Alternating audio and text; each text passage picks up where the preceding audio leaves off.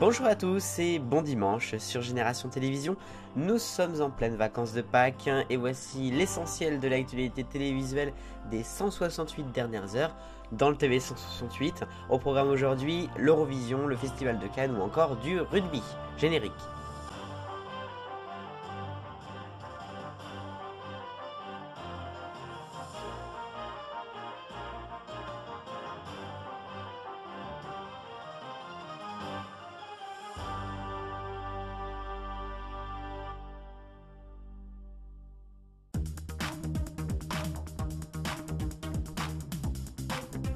A la une ce dimanche dans le TV 168, que se passe-t-il pour Lazara, la candidate qui va représenter la France dans 3 semaines au concours Eurovision?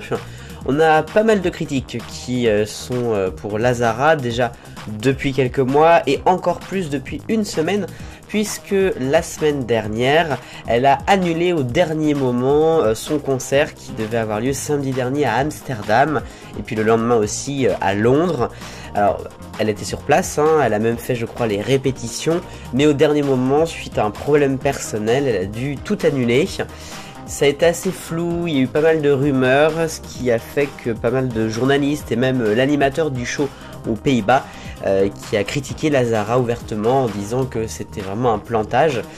Bref, c'est un petit peu particulier, on se pose la question si elle serait capable de carrément planter l'Eurovision au dernier moment. Même si on espère et on pense qu'elle va le faire, et peut-être même qu'elle aura une bonne place dans le classement, on verra bien.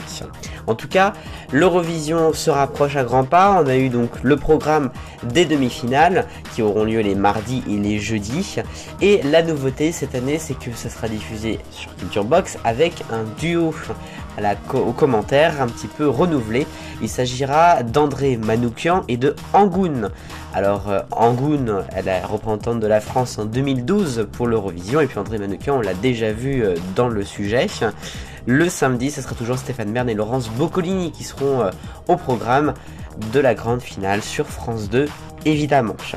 L'Eurovision, c'est donc dans 3 semaines.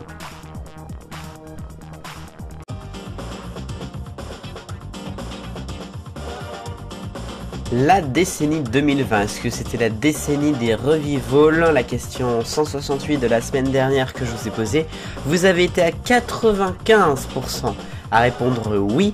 Il y a une personne qui a répondu non.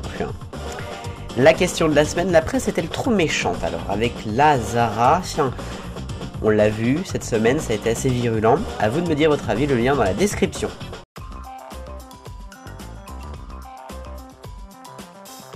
Le rayon actu, et on commence avec le Festival de Cannes, ça approche, ça sera du 16 au 27 mai prochain. Et comme l'année dernière, France Télévisions va être au cœur de l'événement avec un dispositif complet. Évidemment, je ne parle pas de Culture Box. Cette année, il y aura C'est à vous qui sera délocalisé pour la deuxième partie de l'émission. La première sera toujours depuis Paris avec notamment Émilie Nguyen. À noter qu'il y aura toujours Beau Geste, il y a aussi La Grande Librairie, puis même Télématin, dont une émission spéciale sera là-bas. France TV toujours avec le service des sports. On a appris cette semaine que Mathieu Lartaud est touché malheureusement par de nouveau un cancer du genou. C'est une récidive en fait. Et donc il va devoir être opéré et il ne pourra pas assurer les matchs du rugby à venir. Peut-être même malheureusement la Coupe du Monde qui aura lieu en septembre prochain. Et puis une troisième info avec Carson Prod, c'était Franck Sora qui était le cofondateur de la boîte et qui nous a quittés en décembre dernier. Et bien Arthur va racheter Carson Prod, c'est une information qui a été donnée par Le Parisien. Carson Prod qui produit notamment l'émission 300 Cœurs, Génération Hit Machine ou encore le très célèbre Crime d'Énergie 12.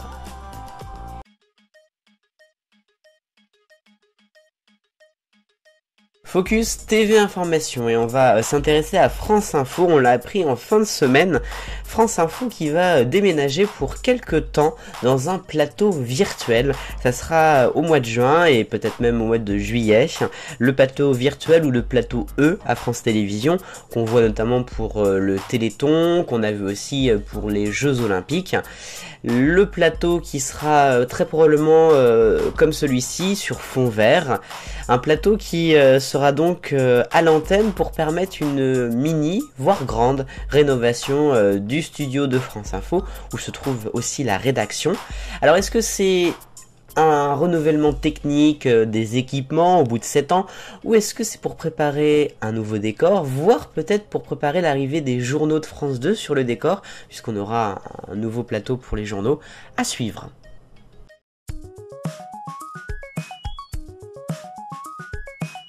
L'arc-en-ciel des audiences est le rouge, et pour Canal+, avec en aparté, version d'1 heure avec l'invité Charlotte de Gainsbourg, même pas 1% de part de marché. Ensuite en orange, chez France 3, faut pas rêver qui chute encore plus que la dernière fois, 1 100 000 téléspectateurs. Pour M6, c'est du jaune avec d'abord Tanguy le retour, le film de vendredi n'a fait que 1 200 000 et 6,4% de PDM. Sur C8, c'est du vert avec Mongeville en rediffusion en prime time mercredi, 1 600 000 et presque 9% de part de marché. Incroyable. Du M6 de nouveau avec Pékin Express, la finale jeudi a fait 2 200 000, presque 12% de part de marché, c'est en hausse par rapport à la finale de la saison précédente. Bleu foncé avec Le goût du crime, téléfilm inédit sur France 2 samedi dernier, au-dessus des 5 millions de téléspectateurs. Et puis l'audience de la semaine, c'est Monsieur Macron qui a parlé lundi, 15 millions de téléspectateurs, 62% de part de marché.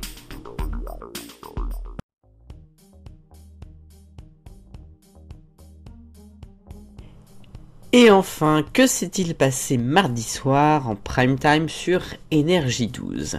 La chaîne de la TNT n'est pas forcément célèbre pour ses audiences, mais ce soir-là, il y a eu quand même un film qui a fait de la chaîne leader TNT, plus de 700 000 téléspectateurs.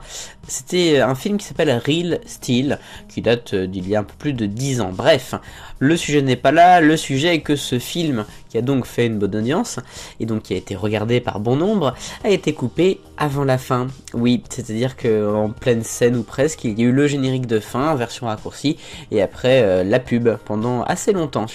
Il y a eu quelques minutes donc de films qui ont manqué, et il y a eu pas mal de plaintes, notamment sur internet, sur les réseaux, à ce propos. Pour une fois qu'Énergie 12 termine leader TNT, c'est franchement pas de bol.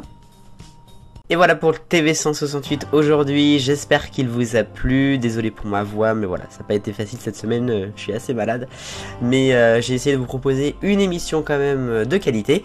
Je vous retrouve la semaine prochaine avec le Top TV le samedi, le TV 168 le dimanche. Merci pour votre fidélité, vive le bonheur, on est tous des millions de copains, salut!